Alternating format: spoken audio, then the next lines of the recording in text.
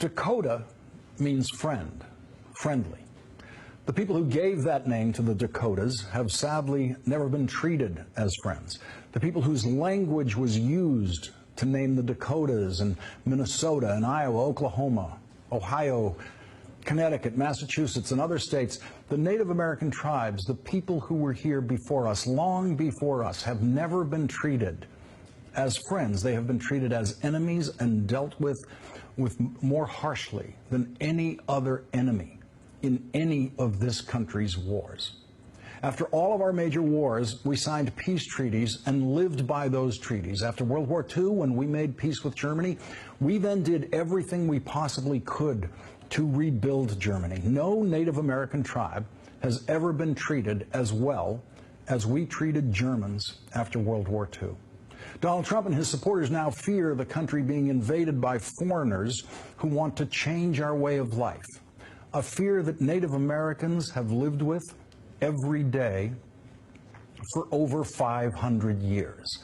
The original sin of this country is that we invaders shot and murdered our way across the land, killing every Native American we could and making treaties with the rest.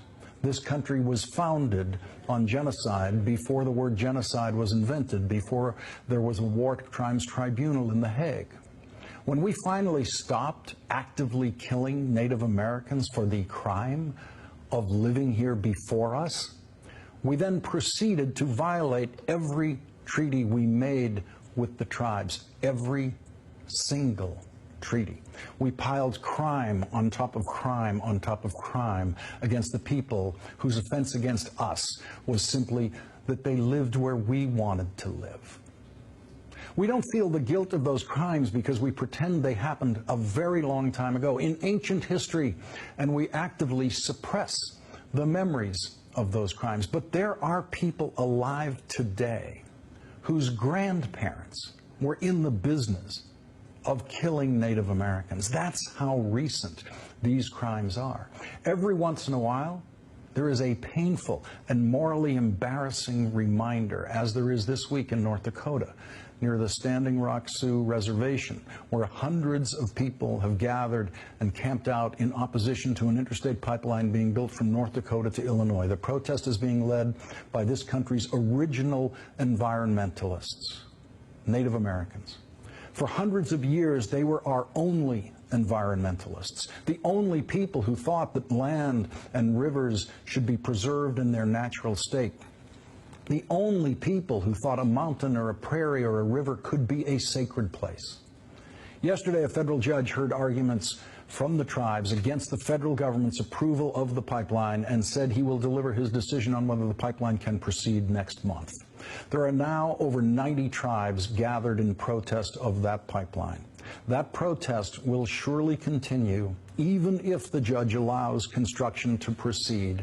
And so we face the prospect next month of the descendants of the first people to ever set foot on that land being arrested by the descendants of the invaders who seized that land, arrested for trespassing.